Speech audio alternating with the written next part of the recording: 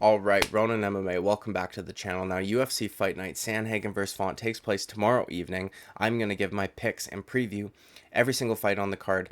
As per usual, we start with the first fight of the night, we work our way up. I go through the earlier fights a little bit quicker so I can spend a little bit more time on the main event, the co-main event, things like that. Before we get into it, like and subscribe. I would greatly appreciate it, bro.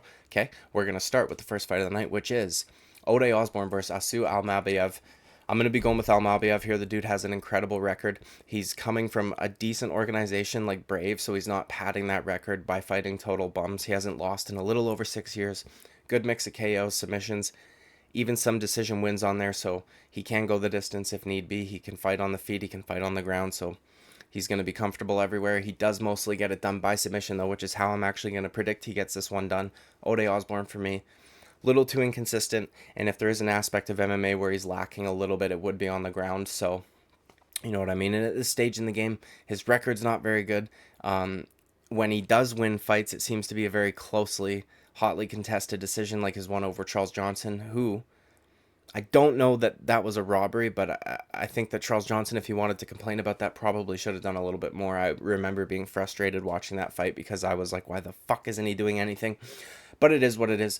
I think that ALMABAYEV gets it done by submission early on, late in the first round, maybe early in the second. Now, moving on up the card to Cody Durden versus Jacob Hadley. I'm going to be going with Jake Hadley on this one. Okay, dude's very good. Good everywhere, much like the guy we just spoke about. 26 years old, going to be making improvements in between each fight. And despite his age, is a lot more experienced than people may think because he's got a very extensive amateur record.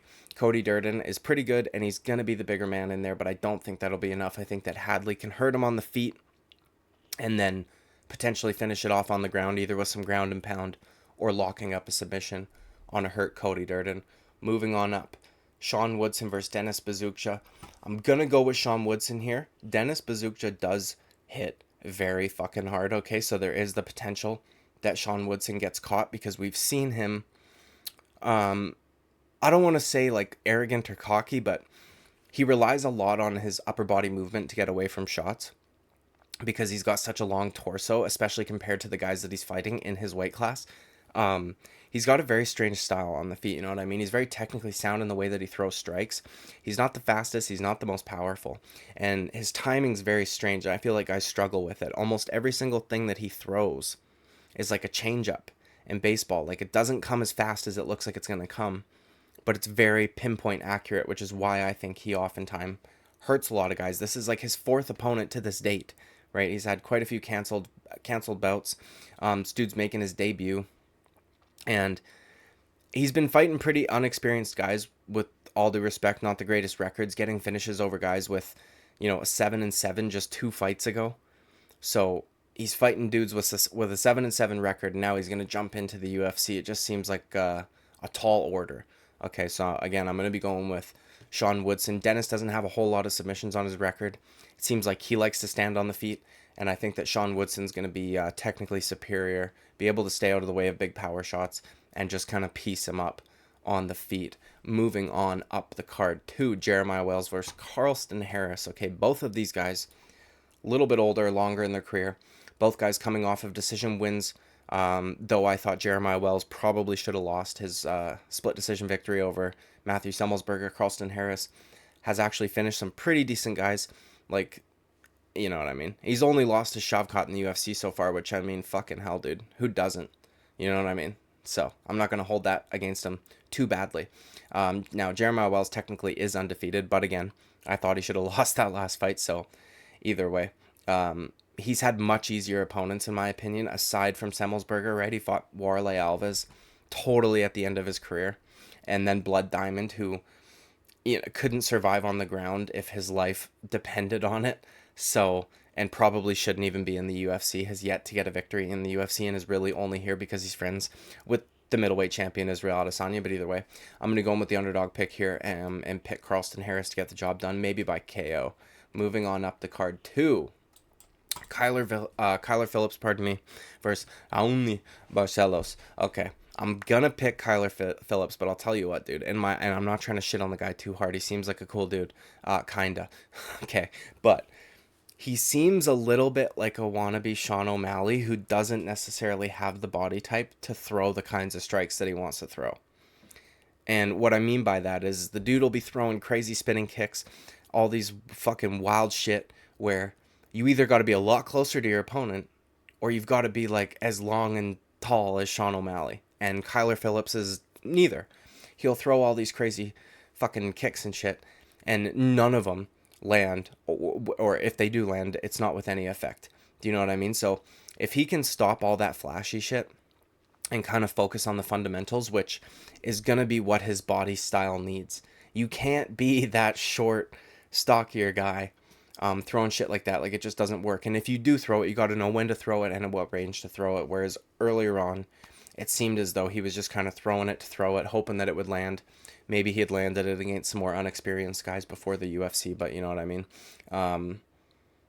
Because if I feel as though if he were to focus on the fundamentals, he would be a lot better and a lot more sound. He seems like a talented kid, athletic, you know what I mean? So it is what it is. But Raoni Barcelos does have the potential to submit this dude, because Raoni Barcelos could potentially submit anybody. But for me, he's just a little bit too old, especially at bantamweight. Okay, 3 out of his 4 career losses are coming in the last 4 fights, which shows me that he's kind of on the decline already. Because despite his age, he doesn't have the biggest professional record. But when you see that, you know, he's got 4 losses and 17 wins or something along those lines, but 3 of them are from very, very recent, whereas before he had only had 1 loss and all these wins, it shows a little bit of a decline. And as I said, dude, at bantamweight, you can't be an older dude. Like, it's just not going to work out. All these young dudes are going to eat you alive, okay? And, you know, last time out, he got starched by Umar Nurmagomedov pretty badly. So I think Kyler Phillips is going to be able to pick him apart.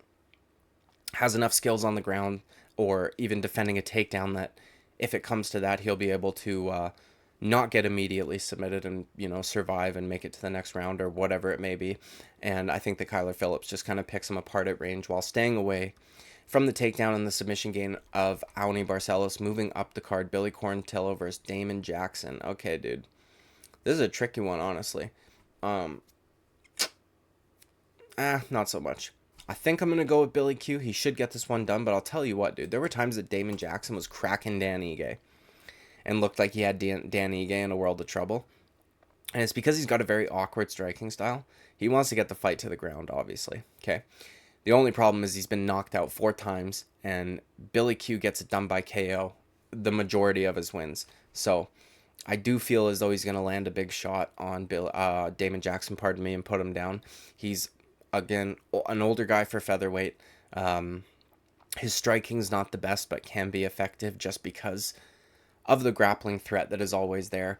And while he was causing problems for Dan Ige, he eventually got touched and was unable to recover. So I think Billy Quarantillo, pardon me, should get it done.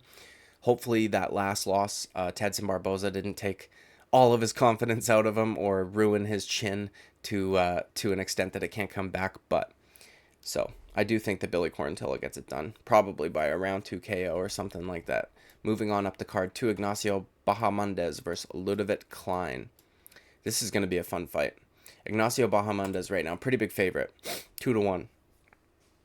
Ludovic Klein's got 6 KOs, 8 submissions in his career, but only 1 finish in the UFC, and it came against Shane Young, who's 2-4 in the UFC. Do you know what I mean? And oftentimes is all getting finished. So Bahamondes lost his debut by a split decision, but since then has gotten 3 in a row with 2 finishes.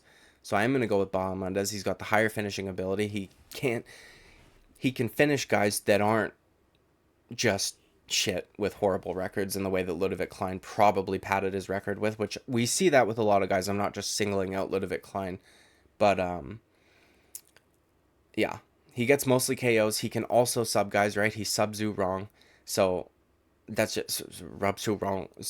I don't know, fucking Zhu wrong, dude. Why did I add a word? Either way, I think this kid's got a lot of potential and should be able to get this one done. Though the odds to me are a little bit crazy because, you know, he hasn't been tested against like anybody extremely good, but I guess we'll see. I'm going to go with Ignacio Bahamondes. I think that he gets the job done by TKO. Moving on up the card to Tanner Boser versus, I just fucked up, dude. Tanner Boser versus Alexa CAMUR. Okay, dude. You know what's wild to me? They got Tanner Boser at a -190. He's essentially a 2-to-1 favorite. And I don't understand that. In his last 5 fights, and I understand that some of them were at heavyweight, he's 1-4. Right? In his light heavyweight debut, he got finished in a matter of seconds against Ion Cutelaba. And while that finish was nah, I'm not even going to fucking say that. I was going to say that that stoppage maybe came a little bit early, but I don't think so. But watching that happen was a little depressing as a Canadian, I must say. Now, I think the reason why they've got him as a 2-to-1 favorite, though, is because Alexa CAMUR has lost to guys like William Knight, who showed us how fucking horrible he is, okay? And then he also lost to Nikolai Nigamaranu. I hope that's how you say his name. Either way. So maybe that's why. They're both on a bit of a skid right now. I'm going to go with Tanner Boser, I guess, dude. He's just fought better guys. Whether or not he's lost, he's got way more experience. He's beaten better guys. William Knight is fucking horrible. And I feel like if Tanner Boser were to fight William Knight, he would box his face off while William Knight stood there like a statue like William Knight does. Whereas Alexa CAMUR lost. Do you know what I mean? So it wasn't even like he got caught with a big shot either, dude. He lost a unanimous decision to William Knight. Mr. No Cardio. Mr. No Punches Thrown. He loses a unanimous... You know what I mean? That's not great. So, anyways, moving on up the card to Diego Lopes versus Gavin Tucker. This should actually be a very fun fight, in my opinion. All right, so this Brazilian dude, the 14-year-old Justin Bieber-looking motherfucker with the way that his hair is, but came in on extremely short notice and put on an incredible showing of himself against Movsar Evloev, who has got a very strong ground game. You know what I mean? He's good everywhere. He's undefeated. And this kid put up a hell of a fight. And I remember that there were people after that fight that thought that Diego Lopes should have gotten the nod based on damage. I think because he went for a few submission attempts, whereas in one of the rounds, I can't remember which one, but Movsar Evloev kind of just laid on top of him. Do you know what I mean? And submission attempts are scored as effective grappling, whereas laying on top of somebody is control time. And if there is effective grappling, you're not supposed to weigh in the control time because that's how the scoring works. Okay, for all of you people that still think Jan Blachowicz, but either way, dude, that's not neither here nor there. I'm glad that they're giving this kid another opportunity, man, because he was an absolute G in there, despite what his hair looks like. Do you know what I mean? If I was him, I would shave that shit, but it is what it is. Now, Gavin Tucker is from Newfoundland. These are the guys responsible for the stereotypical Canadian accent, okay? And I know this because half of my family comes from there. Now, thankfully, that accent skipped me for whatever reason. Not that it would be the worst thing in the world. It's kind of funny, but either way. He's had 2 canceled fights in the last 2 years. Or, pardon me, he hasn't fought in 2 years and has only had 2 canceled fights, which is weird because if you're out for 2 years... you should be getting offered fights like pretty frequently. But then I went and dug into a little bit. He's 37 years old at featherweight, but he hasn't taken a whole lot of damage because he hasn't been fighting, right? He did have to go through a pretty nasty shoulder surgery and shit like that. He was on a bit of a roll before getting finished by Dan Ige, which was his last fight before the break. So hopefully that shoulder is recovered enough. Because at this age, at this weight class, is not ideal. But as I said, if you're out for a significant amount of time not taking damage, but you are consistently training and at least attempting to get better, then it's not as bad as somebody who's been here, aging in the UFC, getting beat up every time out. So I am going to go with Gavin Tucker. The only reason, there's no real logic behind it because, the guy, Diego Lopes, younger than him, hungrier than him, probably more technically sound in some places, you know what I mean? Gavin Tucker, old, long layoff, bad injury, shit like that. The last time I picked against the Canadians, they went 6-0. So I can't do it again, okay? And if they fuck up this time, then I won't do it. But I'm going to go with him just for that reason. Now, moving on up the card, too, this is actually a fight that I'm extremely excited for. Dustin Jacoby versus Kennedy NZECHUKWU, I think. You know what I mean? I'm going to go with Dustin Jacoby. Okay, I thought he beat Khalil Roundtree, even though he lost that split decision. And I also thought that he arguably beat Azamat as well. That fight was phenomenal. And that dude hits hard as fuck. That guy's like the light heavyweight Blagoy Ivanov that can strike. You know what I mean? He's very underrated. He's a very good striker. He fought in Glory. I love Glory kickboxing. You know what I mean? That's why I'm high on Alex Payda. All the fucking Yuri fans getting upset in my comment section. Like, bro, chill, okay? You know what I mean? I like to kickbox. Either way. So, I'm going to go with Dustin Jacoby. Get a win by unanimous decision. He could potentially finish. Kennedy NZECHUKWU also. We've seen him get rocked a couple of times now. That elbow KO that he landed, I can't remember who it was against, but his last time out was nasty. So Dustin Jacoby's going to have to stay away from the clinch as best as he can. Kind of tricky with a guy like Kennedy NZECHUKWU, who's very long, could tie you up, and then hard to break his grip if he gets it. You know what I mean? So, but I will go with Dustin Jacoby. Dude's a savage, man. He doesn't ever stop fighting, and as I said, I think this dude should be on like a good win streak right now, because I thought that Khalil Roundtree didn't do fuck all against him. And I thought that arguably the Azamat fight could have gone his way also. But it is what it is, man. Moving on up to, we're ripping through this fight night. It is really not that good. Moving up to, I'm going to make a prediction. Okay, Jessica Andrade versus Tatiana Suarez. I'm going to make a prediction right now that doesn't really have anything, has not to do with the fight itself. One or both of these ladies are going to miss weight. Okay, because I never really understood after watching Tatiana Suarez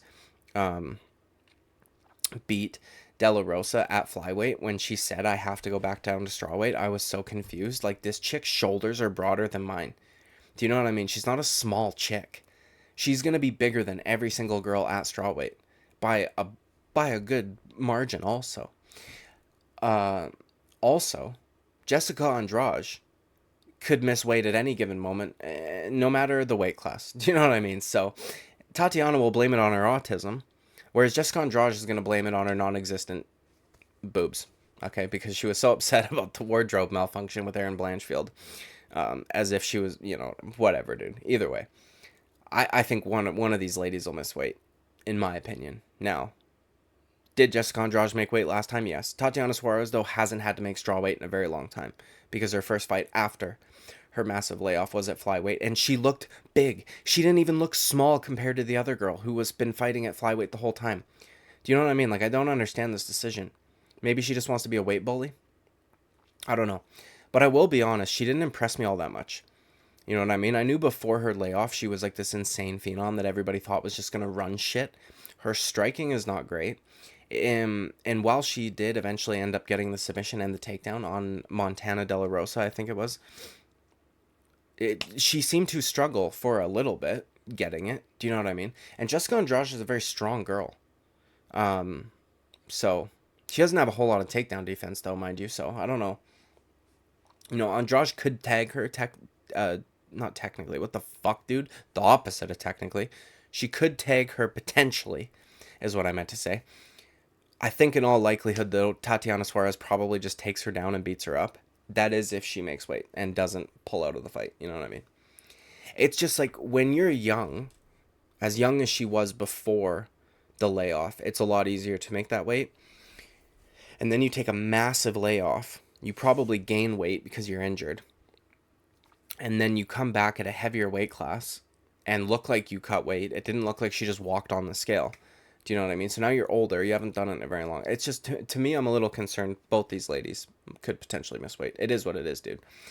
I think Tatiana Suarez should be able to get it done. I think Jessica Andrade is done. And I actually said after her last loss that I was not going to pick her again, because I think I picked her to win that fight, which was a mistake, dude. Okay, so it is what it is. Can't trust her at this stage in her career. And Tatiana Suarez, younger, taking way less damage, can grapple, can ground and pound. Her striking's not great, but Jessica Andrade just throws looping right hands, so if she can stay out of the way of those, she should be fine. Moving on up to the main event. I can't believe this video is almost done. This is crazy, man. Sandhagen versus Font, obviously. I gotta go with Corey Sandhagen. Do you know what I mean? Dude looked fucking phenomenal against Cheeto. And I know that MMA math doesn't work and that it's bullshit. Someone accused me of doing MMA math, by the way, in a fight film breakdown video. I'm like, this is the exact opposite of MMA math, you fuck. Okay? Rob Font got the fucking shit beaten out of him by Cheeto. And not because he got outstruck, but because he got hurt every time he got hit. Whereas Corey Sandhagen was able to get out of the way of the vast majority of Cheeto Vera's shots, whereas Rob Font couldn't stop running into the big ones. I just think that Corey Sandhagen's way more elusive. His footwork's way better. He's got way more weapons. You know what I mean? Rob Font doesn't throw a whole lot aside from his hands. He'll leg kick from time to time. And while that last fight was kind of like his coming out party, not coming out party, but it was kind of like a reminder. Like, y'all must have forgot or whatever. I just don't think Adrian Yanez... I don't want to say he's not as good as we thought he was, because that's taking away from Rob Font's victory, but I don't know that he was ready for the level that he was at. He's a young kid. He's still got a lot of room to improve. And I just think that Rob Font kind of exposed him a little bit and exposed some of the holes in his game. And again, I'm not saying that to shit on Rob Font's win. I'm just saying that because it is what it is. You know what I mean? So I think that Corey Sandhagen's going to be able to kind of just pop Rob Font in and out with his jab. And I think it might take a bit before the groove starts going, right? Because Rob Font's got decent boxing defense for a little bit. He's definitely hittable, though. He's also got giant fucking hands. Do you know what I mean? So he's... Either way. I think that Corey Sandhagen is going to be attacking the legs, popping him with a jab, in and out of range constantly, working himself into the fight. I think it'll look a little slower paced, maybe for the first few minutes, and then once he's comfortable, dude, and confident, and he starts to mix it up, we get to see some of the beautiful combinations that he likes to throw. I remember one against Marlon Moraes that I fucking loved was an inside leg kick to a knee to the body. So strange. I've never seen anybody throw it, and it was off of the same leg, too. Southpaw stance, inside leg kick with the left leg, and then like a switch to a knee to the body. Stunning. You know what I mean? When he gets into a fight, dude, my God, there's not a whole lot of guys better than him. And again, while Rob Font is good, I'm trying to shit on the dude. He's just not. He's a little too one-dimensional, I think, for a guy like Corey Sandhagen. And while he could potentially land a big shot on the feet, Corey Sandhagen seems to be one of the hardest guys to finish in this division. Aside from that choke against Aljamain Sterling, we've seen him have his arm seemingly going the completely incorrect way, as if it's made out of elastic or some shit, him not tap and manage to get out of it, come back and win. You know, we've seen him get hit with big shots from guys like Petr Yan, TJ Dillashaw, him... Whether or not he gets dropped, gets back up, recovers, you know what I mean, gets himself back into the fight, has competitive fights with all these guys. I think that if you were to fight Aljamain Sterling, it would look a lot different than it did the first time. Do you know what I mean? He's just so good, man. His footwork is so good. And I said this in a video regarding Yuri Proska, how Yuri Proska is not as elusive as y'all think he is. And you can look at the stats, okay? Corey Sandhagen used to be like that. He used to fight as if he was super elusive, but then he would be getting tagged, hit with big shots, spinning back fist by a guy with a much smaller reach than him, right, in Petr Yan. Or, I don't even know if the reach is smaller, but he's a lot shorter, so you gotta get in close for him to land on you. Corey Sandhagen doesn't have the longest arms. Regardless, dude. He's a lot more elusive than he once was. He just keeps evolving. He keeps getting better. He's found, the mental state that he needs to be at, so he doesn't get overhyped. He doesn't get underhyped. And I just think that he's too good for Rob Font, man. It was a great win by Rob Font last time out. Dude's taken a fuck ton of damage. And I understand that he's tough as nails. I feel like if Cheeto was a little more aggressive and a little more, like, willing to just throw and not wait nonstop, that he could have finished that fight, because every time he dropped Rob Font, he kind of like let him off the hook, which I thought was a little strange. If Corey Sandhagen drops you, he's not letting you off the fucking hook, my guy. Do you know what I mean? And I'll also say this. I've heard the commentator shitting on Corey Sandhagen a little bit for consistently throwing that flying knee because it worked against Frankie Edgar. While it hasn't knocked anybody out since, he's landed it on every single guy that he's fought. Do you know what I mean? Like, he landed it on Petr Yan. It just didn't land flush enough to put him down. He landed it on Song Yadong also, if I'm not mistaken. He landed it on another guy. I can't remember. But there's literally, if you go to Google Images and you type in Corey Sandhagen, fucking every other picture is him throwing a flying knee against a different opponent. He landed it on Cheeto. That was the other guy. So I could potentially see him landing something like that on Rob Font. Rob Font's a little shorter than Cheeto, if I'm not mistaken, and he kind of dips and rolls a lot because his boxing heavy defense, right? So could potentially see something like that. I think Sandhagen picks him apart, though. Rob Font's also a tough guy to finish, so I wouldn't hang my hat on Corey Sandhagen getting it done by finish here, but I do think he will outclass Rob Font. And if he does get a finish, I think it comes late in the fight, 4th or 5th round, something along those lines, after he has absolutely fucking battered Rob Font. Yeah, man. Anyways, dude, that's the end of this video. Like and subscribe. I would greatly appreciate it. I apologize if my energy is not all that insane. I've got a fucking wicked headache because my neck's fucked. Nobody cares, though. I'm going to go to the gym. I'm going to read some chapters. I hope y'all enjoy your fucking weekend. And have a good one. Like and subscribe. Greatly appreciate it. Bye-bye.